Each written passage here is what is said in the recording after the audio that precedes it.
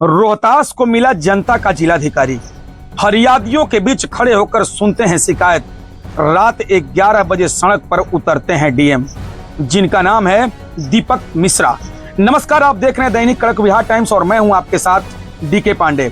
और आज हम आपको रोहतास के उस जिलाधिकारी की कहानी दिखाने जा रहे हैं जिसकी चर्चा आज गांव-गांव और चौक चौराहों पर सरकारी कार्यालयों तक हो रही है। दर्शकों, लोग कह रहे हैं कि ऐसा डीएम पहले कभी नहीं देखा, क्योंकि यह अधिकारी सिर्फ अपने कार्यालय में बैठकर फाइलों पर हस्ताक्षर नहीं करता, बल्कि जनता के बीच खड़ा होता है, उनकी बातें सुनता है और मौके पर ही कार्रवाई का आदेश देता है। दर्शकों, समाहरणालय रोहतास द्वारा जारी प्रेस विज्ञप्ति के अनुसार जिला पदाधिकारी दीपक मिश्रा ने अपने कर्तव्य कार्यालय में दैनिक जन सुनवाई की। दर्शकों, मैं बता दूं, प्रेस विज्ञप्ति के अनुसार कुल 7 आवेदन प्राप्त हुए हैं। इनमें अतिक्रमण, बीएनएस की धारा 163 हटाने, खेती कराने, वृद्ध पिता के भरण पोषण सहित कई महत्वपूर्ण मामले शामिल थे।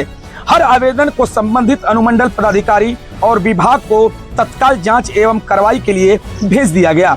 यानी फरियादी आया, समस्या सुनी गई और उसी समय कार्रवाई का आदेश भी दिए गए। यही वजह है कि आज लोग कह रहे हैं कि प्रशासन केवल कागजों पर नहीं बल्कि जमीन पर भी दिखाई दे रहा है। लेकिन डीएम दीपक मिश्रा की चर्चा सिर्फ इस जन सुनवाई तक सीमित नहीं है।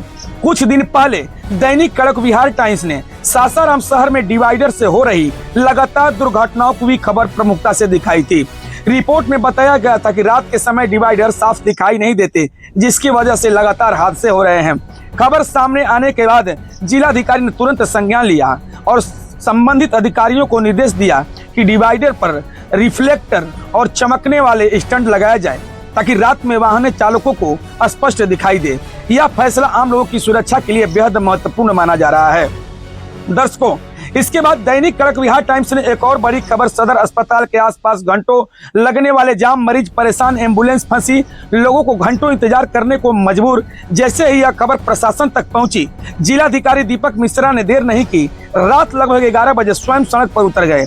अधिकारियों के साथ ट्रैफिक व्यवस्था का निरीक्षण किया, जाम के कारणों को समझा और मौके पर ही आवश्यक निर्देश दिए। यह तस्वीर लोगों के बीच सबसे ज्यादा चर्चा का विषय बनी, क्योंकि अक्सर जिलाधिकारी दिन में निरीक्षण करते हैं, लेकिन रात जनता की समस्या देखने सड़क पर निकलना हर किसी के बस की बात नहीं होती। रोहतास की जनता अब खुलकर कर रही है। साहब सिर्फ आदेश नहीं देते, काम भी करवाते हैं। कार्यालय में बैठने वाले नहीं हैं, मैदान में उतरने वाले अधिकारी हैं। हालांकि हर प्रशासन की अपनी चुनौतियां होती है, हर समस्या का समाधान एक दिन संभव नहीं होता, लेकिन जनता को सबसे ज्यादा भरोसा तब मिलता है जब अधिकारी उनकी बात सुनने के लिए उपलब्ध हो। जन सुनवाई लोकतंत्र की सबसे महत्वपूर्ण प्रक्रिया मानी जाती है, लेकिन कई बार शिकायतों केवल आवेदन बनकर रह जाती है। ऐसे में यदि अधिकारी स्वयं आवेदन पढ़ें, फरियाद से बात करें और तत्काल संबंधित अधिकारियों को कार्रवाई का निर्देश दें, तो जनता के विश्वास बढ़ना स्वाभाविक है। रोहतास में इन दिनों यही देखने को मिल रहा है। अतिक्रमण, खेती, पारिवारिक विवाद, भरण पोषण, प्रशासनिक शिकायत, हर मामले को गंभीरता से लिया जा रहा है। जनता का कहना है कि यदि किसी प्रकार की प्रत्येक विभाग में सक्रिय हो जाए तो कई वर्षों से लंबित समस्याओं का समाधान संभव हो सकता है। दैनिक कड़क बिहार टाइम्स भी लगातार जनहित के मुद्दों को प्रमुखता से उठाता है। सासाराम शहर में जल जमाव, जाम, सड़क दुर्घटनाएं, सदर अस्पताल की अव्यवस्था, प्रदूषण, नगर निगम और आम जनता की परेशानियां।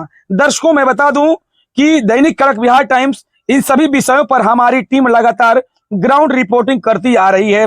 दर्शकों, यदि खबर के बाद प्रशासन कार्रवाई करता है तो यह लोकतंत्र और जिम्मेदार पत्रकारिता दोनों सफलता मानी जाती है।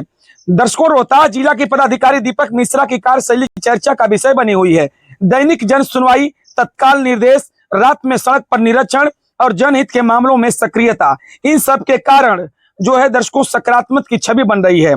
और आने वाले समय में यह देखना होगा और दिलचस्प होगा कि निर्देशों का जमीन पर कितना प्रभाव दिखाई देता है।